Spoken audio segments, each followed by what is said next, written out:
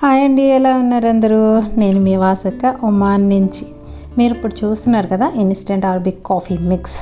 So ఇది వచ్చేసి ఇలాచీ flavour ఉన్న కాఫీ మిక్స్ అనమాట. యూజువల్గా ఇలాచీ కాఫీలో అస్సలు బాగోదు. నేను ఆల్రెడీ ట్రై చేశాను, బట్ ఇది అనుకోకుండా ఈ ప్యాకెట్ నా దగ్గరికి వేరే మిక్స్లు కొంటూ ఇది కూడా నేను సరిగ్గా చూసుకోకుండా తీసేసుకున్నాను అనమాట. సరే యూజ్ చేద్దాము ఇప్పుడు అని చెప్పేసి నేను ఒకసారి ట్రై చేశానండి. సో ట్రై చేసిన తర్వాత నాకేమనిపించిందంటే, నేను ఆల్రెడీ కాఫీని ఎలా అయినా అలవాటుని మాన్పించుకోవాలి అని చెప్పేసి బాగా హార్డ్లీ ట్రై చేస్తున్నాను అనమాట. ఆల్టర్నేటివ్ ఏదన్నా చూడాలి.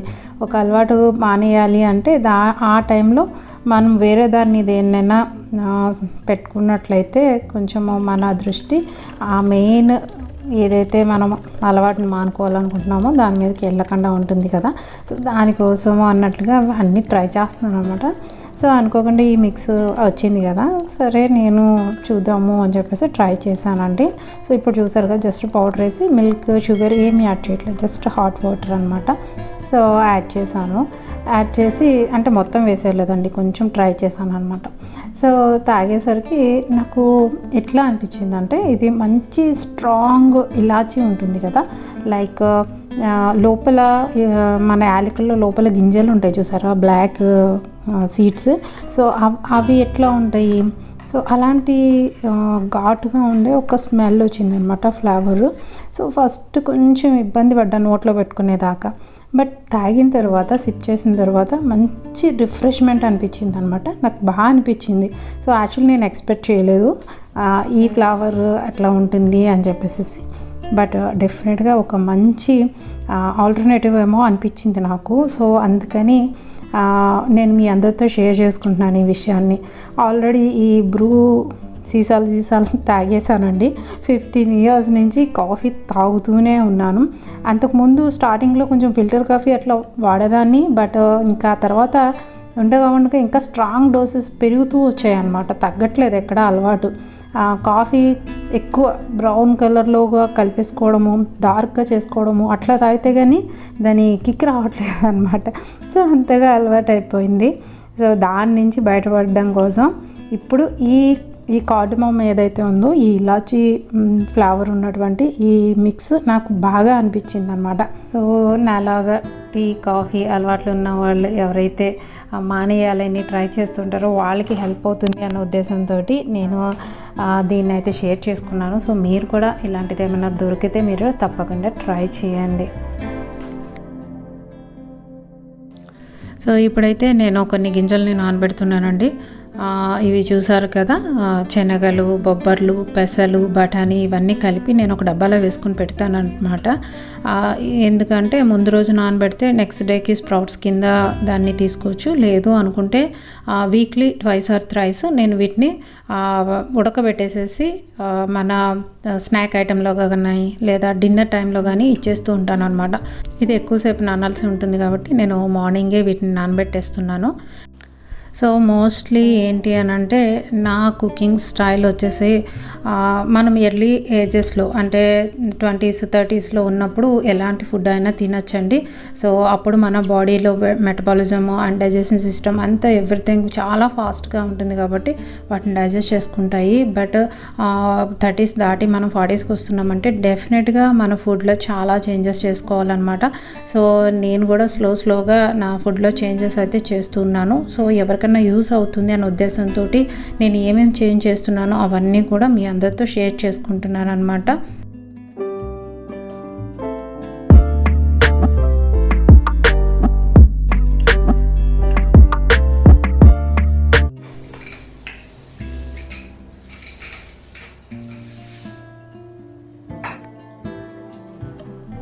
ఇక్కడ ఎక్స్ట్రీమ్ హీట్ ఉంటుంది కాబట్టి మొక్కలు ఎక్కువ బతకవండి. దట్టు మట్టి అనేది ఉండదు అనమాట, ఎక్కువ దొరకదు. ఆ మట్టి కూడా బయట నుంచి తెప్పించుకొని అమ్ముతూ ఉంటారు.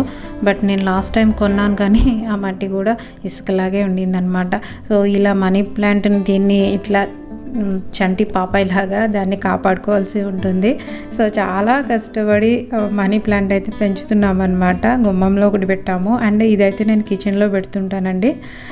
స్టార్టింగ్లో వెంకట్ పెట్టారు, సో అదైతే బాగానే ఉంది. సో దాన్ని రెగ్యులర్గా మనం వాటర్ చేంజ్ చేసి సో దాన్ని జాగ్రత్తగా పెంచుకుంటూ వస్తున్నాను అనమాట. అండ్ ఇలాగ ఇండోర్ అండ్ వాటర్ బేస్డ్ ప్లాంట్స్కి డెఫినెట్గా మనం మినరల్స్ అనేవి ఇస్తూ ఉండాలి.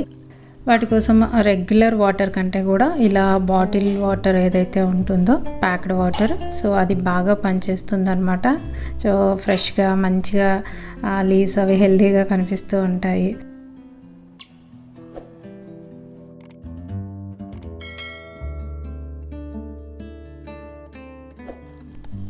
సో మన ఫుడ్లో ఆయిల్ అనేది తగ్గించుకోవాలి అనుకుంటే బెస్ట్ ఆప్షన్ వచ్చేసి పప్పులండి.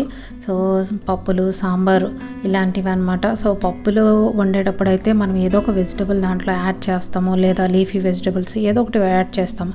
అండ్ పప్పు వల్ల మనకి మంచి ప్రోటీన్ కూడా దొరుకుతుంది కదా.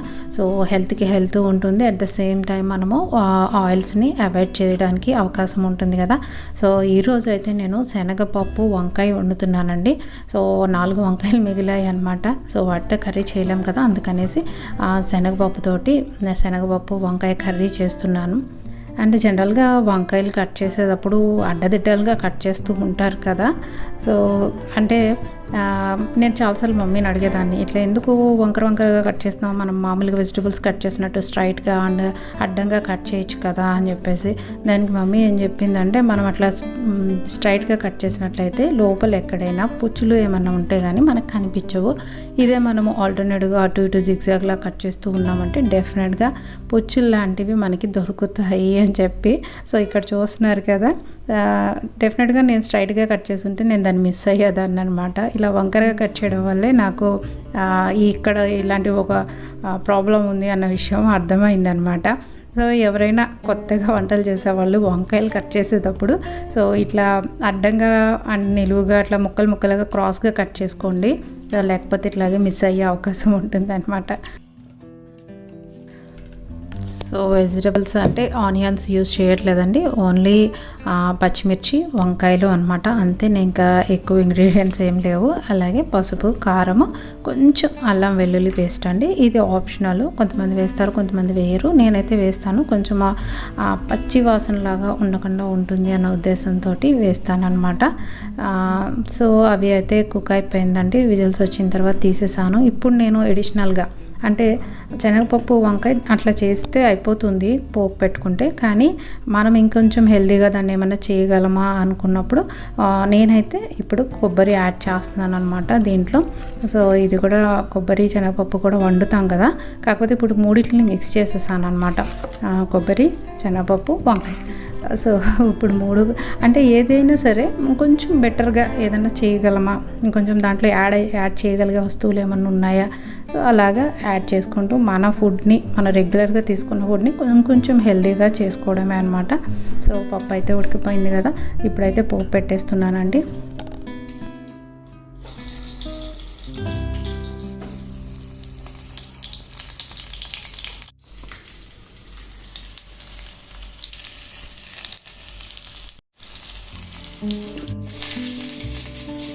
సో శనగపప్పు వంకాయ కూర అయితే అయిపోయిందండి. యాక్చువల్లీ ఏంటి అని అంటే వెంకట్కి ఆంధ్ర ట్రెడిషనల్ ఫుడ్స్ అంటే చాలా ఇష్టం అనమాట. సో ఉన్న దాంట్లో నేను పిక్ చేసుకొని ఎక్కువ ఆయిల్స్ లేకుండా, కారాలు, మసాలాలు లేకుండా చేస్తూ ఉంటాను అనమాట. సో ఇప్పుడు అయితే బాటిల్ గార్డ్ అండి. సో ఇది చాలా హెల్దీ అండ్ మంచి వెజిటబుల్ అనమాట. సో దీన్ని ఎన్ని రకాలుగా వండినప్పటికీ కూడా చాలా అంటే చాలా బాగుంటుందండి, చాలా టేస్టీగా ఉంటుంది అండ్ హెల్తీ కూడా కదా. సో ఇప్పుడు నేనేం చేస్తున్నానంటే ఒక బాటిల్ గార్డ్ని కట్ చేశాను, బట్ మొత్తం అంతా ఒకటే కర్రీ చేసామనుకోండి సో ఎక్కువ తినలేము కదా. ఇప్పుడు దాన్ని ఏం చేస్తున్నానంటే సగం పచ్చడి చేసేస్తున్నాను, అంటే 3/4 పచ్చడి చేసేస్తానండి. ఇక లాస్ట్ ఒక 1/4 మాత్రం పెరుగులో వేస్తాను. పచ్చడి చేయడానికి ఫస్ట్ కాస్త జీలకర్ర, పచ్చిమిరపకాయలు వేపిస్తే సరిపోతుంది. సో ఆ 2 వేపించి మిక్సీ గిన్నెలో తీసుకున్నాను. సో అలాగే 2 వెల్లుల్లిపాయ రెబ్బలు, కొంచెం చింతపండు, సాల్ట్ అనమాట. సో అవి వేసి మిక్సీ పట్టేస్తాను. అలాగే మీడియం సైజులో కట్ చేసుకున్న బాటిల్ గార్డ్ని కొంచెం అదే ఆయిల్లో ఏదైతే పచ్చిమిర్చి వేపించామో సో అదే కడాయిలో వాటిని కొంచెం సాఫ్ట్ చేస్తున్నాను. అండ్ ఈ వెజిటబుల్ వాటర్ బేస్తో ఉంటుంది కాబట్టి కొంచెం సాల్ట్ వేస్ట్ చేసినట్లయితే అది తొందరగానే మెత్తబడిపోతుందండి. అండ్ అలాగే మనము చట్నీ చేసుకోవచ్చు. ఇప్పుడైతే నా దగ్గర కొత్తిమీర ఉందన్నమాట. సో అందుకని కొత్తిమీర కూడా నేను ఈ సొరకాయలో యాడ్ చేసేస్తున్నానండి. చెప్పాను కదా, నా మోటివ్ వచ్చి మ్యాక్సిమం మనము వెజిటబుల్స్ని ఎక్కువ కన్జ్యూమ్ చేయాలన్నమాట. సో అందుకోసమని కొత్తిమీర వేసాను. మీ దగ్గర కొత్తిమీర లేకపోయినా పర్లేదండి, నార్మల్గా చేసినా కానీ చాలా బాగుంటుంది. సో ఇది మెత్తబడడానికి పెద్ద టైం ఏం పట్టదండి. సో ఈజీగా తొందరగా అయిపోతుంది. సొరకాయ, బీరకాయ, పొట్లకాయ ఇట్లా వాటర్ కంటెంట్ ఉండే వెజిటబుల్స్ ఏవైనా సరే హెల్త్కి చాలా మంచిదండి. సో రెగ్యులర్గా కాకుండా కొంచెం మార్చుకుంటూ డిఫరెంట్ టేస్ట్లతో చేసినట్లయితే మన ఇంట్లో పిల్లలతో సహా అందరూ బాగా తింటారండి. సో కాబట్టి మీరైతే సొరకాయని మాత్రం అవాయిడ్ చేయకుండా రెగ్యులర్ మెనూలో అయితే మీరు ఇంక్లూడ్ చేస్తూ ఉండండి. నేనైతే ఈ సొరకాయని ఎవ్రీ వీక్ కొంటానండి.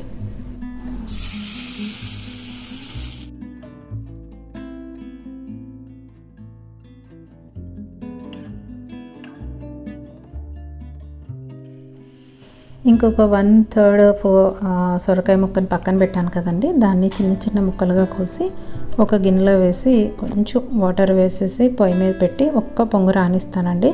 సొరకాయ తొందరగానే మగ్గిపోతుంది కాబట్టి చాలా తొందరగానే అయిపోతుంది అనమాట.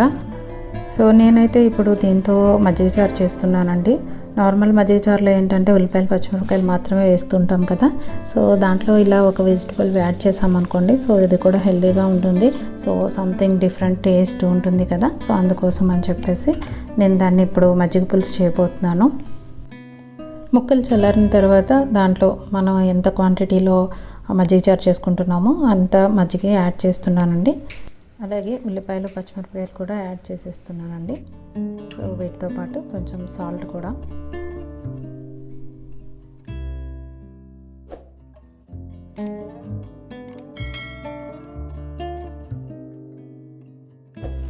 యాజ్ యూజువల్గా పప్పు చేశాను కాబట్టి కొన్ని వీడియోలు అయితే వేయించి పెడుతున్నానండి.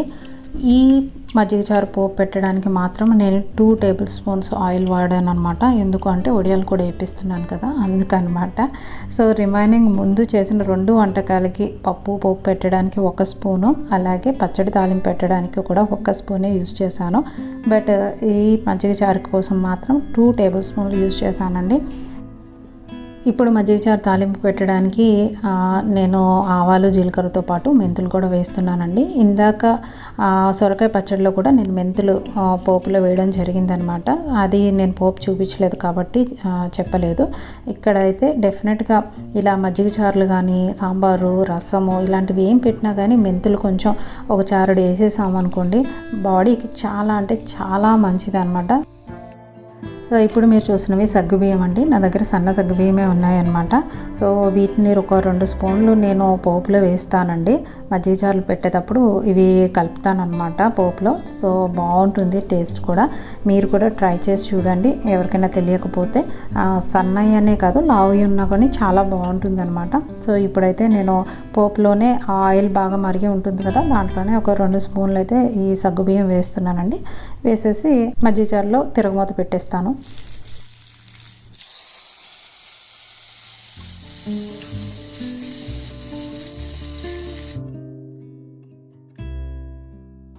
సో ఇప్పుడైతే ఆల్మోస్ట్ వంట కంప్లీట్ అయిపోయిందండి.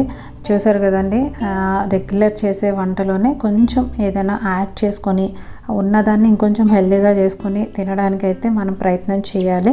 అండ్ హెల్త్ ఎంత ఇంపార్టెంట్ అనేది మనకి వయసులో ఉన్నప్పుడు తెలియదండి. ఆ వయసు దాటుతున్నప్పుడు అయితే డెఫినెట్గా దాని యొక్క విలువ తెలుస్తుంది అనమాట. సో నేను ముందుగా చెప్పినట్లు 30s దాటి మనం 40sకి రీచ్ అవుతున్నాము అంటే డెఫినెట్గా హెల్త్ కాన్షియస్ ఉండాలండి. సో ఏం తింటున్నాము అనేది, ఎలా ఉంటున్నాము అండ్ మన హ్యాబిట్స్ ఏంటి అన్నీ రివైజ్ చేసుకోవాల్సి ఉంటుందన్నమాట.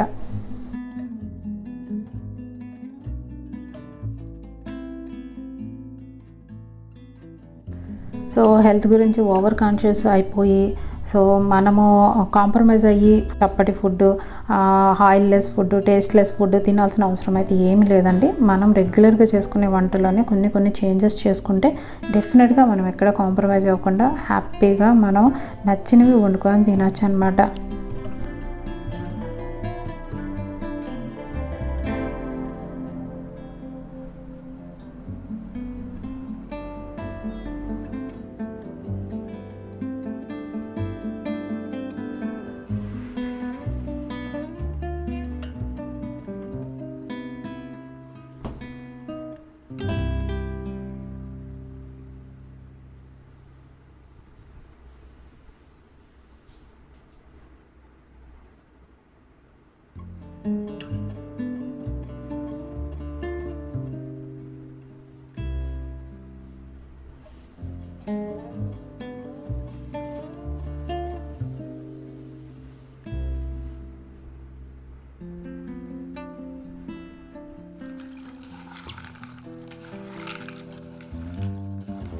సో మార్నింగ్ నేను నానబెట్టిన సీడ్స్ ఏవైతే ఉన్నాయో అవన్నీ చక్కగా నానిపోయినాయండి. సో వాటిని కడిగేసేసి కుక్కర్లో వేసి ఒక 3 విజిల్స్ అయితే రానిస్తానండి. సో వాటర్ కూడా ఎక్కువ వేయాల్సిన అవసరం ఉండదు. సో బాగానే తొందరగా అవి నాని ఉన్నాయి కదా, తొందరగానే కుక్ అయిపోతాయి అన్నమాట. సో వాటిని అన్నిటిని ఒక బౌల్లో తీసుకుంటున్నాను. అమ్ముకైతే మార్నింగ్ ఆల్రెడీ కర్రీస్ అవన్నీ ఉన్నాయి కాబట్టి అమ్ముకు రైస్ పెడుతున్నాను. అండ్ వెంకట్ నేను నైట్ అయితే ఇక రైస్ తీసుకోవట్లేదండి, వీటితోటే సరిపెట్టేస్తాను అనమాట. ఫ్రిడ్జ్లో లాస్ట్ టైం తెచ్చిన స్పినాచ్ కొంచెం ఉంది అనమాట. ఇప్పుడు చూస్తున్నారు కదా, గట్టిగా అయితే ఒక 10 ఆకులు ఉండుంటాయి. సో వీటిని కూడా నేను ఇప్పుడు వాడేద్దాం అనుకుంటున్నాను అనమాట. సో ఇప్పుడు వాటిని మసాలా కింద తయారు చేస్తానండి. ఉల్లిపాయ, పచ్చిమిరపకాయ, టమాటా వేసేసి వాటిలోనే ఒక నిమ్మకాయ చెక్క పిండేసామనుకోండి, సో మంచిగా హెల్తీగా ఒక సలాడ్ తయారైపోతుంది అనమాట. సో ఇప్పుడైతే స్పినాచ్ కూడా యాడ్ చేద్దాం అనుకుంటున్నాను. స్పినాచ్ ఎందుకు అనంటే స్పినాచ్కి పర్టికులర్గా ఒక స్మెల్ అంటూ ఏమి ఉండదు కాబట్టి మనము స్పినాచ్ని దేంట్లో అయినా ఈజీగా యాడ్ చేసేయచ్చండి. సో అది ఒక అడ్వాంటేజ్ అనమాట. ఇబ్బంది ఏమి ఉండదు, పచ్చిదైనా తినచ్చు అనమాట. సో అందుకోసం అనేసి ఇప్పుడున్న 4 ఆకుల్ని కూడా నేను దీంట్లో కలిపేస్తానండి. సో ఈ మసాలాలోకి అయితే కొత్తిమీర వేసుకుంటే చాలా బాగుంటుంది కదా, బట్ ఇప్పుడైతే కొత్తిమీర లేదనమాట. సో దానికోసం నా దగ్గర డ్రై అయిపోయిన పుదీనా ఉంది. సో దీన్ని కాస్త నలిపామనుకోండి చక్కగా పౌడర్ లాగా వచ్చేస్తుంది అనమాట. సో దాన్ని కూడా ఈ వెజిటబుల్స్లో మిక్స్ చేస్తే ఎలాంటి డిఫరెంట్ ఫ్లేవర్ రాకుండా పుదీనా ఫ్లేవర్ ఒకటే బయటకు వస్తుంది కాబట్టి హ్యాపీగా ఈజీగా మనం తినచ్చు అనమాట. సో భయపడాల్సింది ఏం లేదండి, చాలా టేస్టీగా ఉంటుంది, సూపర్ టేస్టీగా ఉంటుంది. అండ్ వెంకట్కి నేను చెప్తే తప్ప దాంట్లో పాలకూర వేసాను అన్న విషయం కూడా తెలియదు అనమాట. సో అంతా బాగా మిక్స్ అయిపోతుంది. మెయిన్ ఏంటంటే అన్నిటిని మిక్స్ చేయడానికి నిమ్మకాయ వాడతాం కదండి. సో ఆ నిమ్మకాయ వల్ల సో అన్నీ ఈవెన్గా అన్నిటికీ ఒకటే టేస్ట్ వచ్చేస్తుంది అనమాట. కొంచెం పుల్లగా అనిపిస్తుంది. సో దానిలోనే ఒక స్పూన్ కారము, తగినంత సాల్ట్ వేసేసి చక్కగా కలిపి పెట్టేస్తే సరిపోతుందండి, ఇంకేం అవసరం ఉండదన్నమాట. సో నేను ఇది చాలా ఫ్రీక్వెంట్గా చేస్తూ ఉంటాను అనమాట. సో ఇది healthy and heavy protein food కాబట్టి హ్యాపీగా పిల్లలకి కూడా వీక్లీ 1 or 2 times మీరు ఇలాగా స్నాక్స్లా చేసి పెట్టారనుకోండి, చక్కగా వాళ్ళకి కావాల్సిన ప్రోటీన్ అందుతుంది, బాడీ కూడా మంచిగా బిల్డ్ అవుతుంది. ఇక వెంకట్ నేను అయితే డిన్నర్ మానేసి వీటితోటే సరిపెట్టేద్దాము అనుకుంటున్నాం అనమాట. ఈ సలాడ్ వల్ల మనకి ఎంత హెల్త్ బెనిఫిట్స్ ఉంటాయి అనేది స్పెషల్గా చెప్పక్కర్లేదండి. సో వెయిట్ లాస్ డైట్ తీసుకుంటున్న వాళ్ళకి కానీ నార్మల్గా నేను చెప్పాను కదండి, ఫస్ట్ నుంచి చెప్తున్నాను, ఎవరైతే కార్బోహైడ్రేట్స్ని తగ్గించుకోవాలి, మంచి హెల్తీ ఫుడ్ తీసుకోవాలి, ప్రోటీన్ ఫుడ్ తీసుకోవాలి, అలాగే వెజిటబుల్స్ని ఎక్కువ కన్జ్యూమ్ చేయాలి అనుకుంటారో అలాంటి వాళ్ళకి బెస్ట్ అంటే ది బెస్ట్ ఫుడ్ అనమాట. సో మీరు కూడా డెఫినెట్గా ట్రై చేయండి. వీక్లీ 1 or 2 times అయితే నచ్చిన ఫుడ్, తినాలనుకున్న ఫుడ్ని వండుతాను. సో రిమైనింగ్ 4 days మాత్రం డెఫినెట్గా హెల్త్ కాన్షియస్లోనే హెల్దీ ఫుడ్ అనేది ప్రిపేర్ చేస్తూ ఉంటాను అనమాట. సో ఓకే అండి, so hope you enjoy this video. ఇంకో మంచి వ్లాగ్తో మళ్ళీ కలుస్తాను. అప్పటి వరకు టేక్ కేర్ అండి, బాయ్ బాయ్.